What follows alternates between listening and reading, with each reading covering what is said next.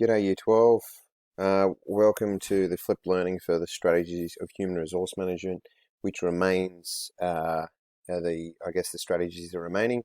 If I move to this next one here and we can work through, you'll see that we've already done training and development, rewards, monetary, all right, and workplace disputes.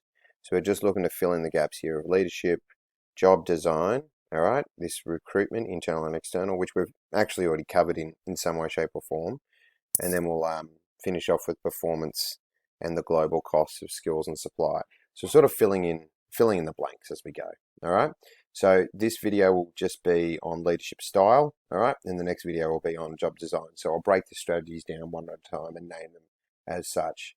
So without further ado, let's get underway with leadership style. And with leadership style, we go back to year 11 a little bit.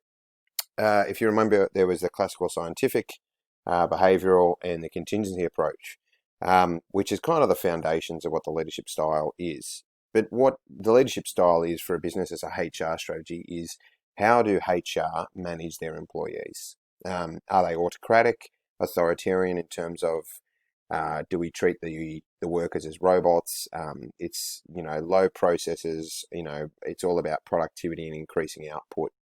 Or do we go the other way, which is participative or democratic at the very other end of the spectrum down here, which is basically management has minimal input into the day-to-day operations of staff, and staff are almost empowered or requested or led in a way that they are to do what is required, and they're to set their own standards and to complete tasks with minimal involvement from the leader. The leader is someone who is supportive in just basically encouraging them to achieve their goals at the end of the day. Now, depending on the task or the activity, leadership styles can be flexible. So in other words, it is fairly understandable for a business to have different leadership styles according to personalities within the business and or different personality styles within the different sectors of the business. So in other words, operations could be highly autocratic within Qantas. However, their HR marketing teams could be highly democratic and participative in terms of how they function. But essentially, what a leadership styles is allows us to sort of frame how HR can deal with staff, and that's the viewpoint we need to take. If we go through the characteristics and features, these are the important parts for your notes in terms of, and it's somewhat a rehash of year 11, the autocratic or directive authoritarian works best in crisis situations. We have inexperienced staff. There's no employee input and it's just expected to meet productivity.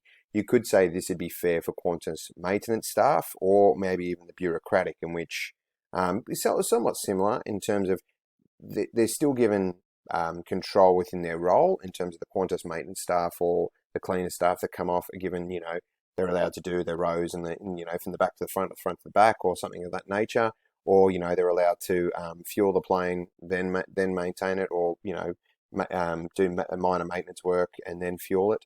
But it's basically, there's a strict procedural policy that must be followed in both of these scenarios, okay? The problem with both of these, though, is, I can give you the same thing, and if we're in class, I'll be asking you about your experiences on cadets. It's demotivating over a long period of time. And the other one, it encourages you to be not motivated or innovative in what you do. You're not really likely to put your hand up and say, I have a suggestion for how we could clean planes faster at a turnaround, or how the bagger get the bags off the plane at a faster rate. There's a procedure policy that must be followed, and that is all you're expecting of your staff. Now, in the long term, it meets output goals, but you won't have staff that are retained for long periods of time. If we go to the other end of the spectrum, which is the democratic or participative, which you can even go or even further, where you've got what's called a laissez-faire style of management. This is where employees are seen as part of the business. You're seen as, providing value input.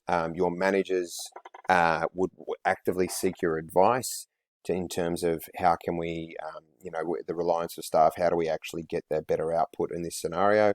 Or you could go even further, where basically you have a leader that a laissez-faire, completely empowers very highly experienced staff and highly motivated staff to run their independent days as the work they see fit. The only problem here is you can get in scenarios where if a worker lacks guidance to the point where it's problematic, isn't they get themselves into strife or to trouble. Now, essentially, Qantas's movement over the period of time has been from, if I go back to this slide here, has been from over here on the autocratic all the way over here over a period of time. So when Qantas was originally government owned, essentially most government organisations follow a highly autocratic or authoritarian style of management. So they were sort of around about here.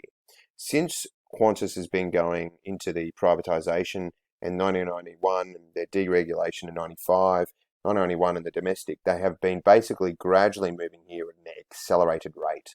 Alan Joyce is quite known for being highly democratic in terms of involves, seeks feedback and the like, but ultimately decision making still sticks with him. And a lot of the maintenance workers or staff that has been outsourced feel that they still haven't been included in this decision-making process. They're asked for feedback and guidance, but essentially it still falls with Alan Joyce. He rules with a bit of an iron fist. So they've probably started well over here for a period of time in the 80s and the 90s, gradually and arrived roundabout here. All right. Qantas employees now have much more input in the decision-making process, but it's still ultimately a decision by Alan Joyce. Anyway, boys, that's leadership styles. Hope you got your notes through. Thanks. Bye.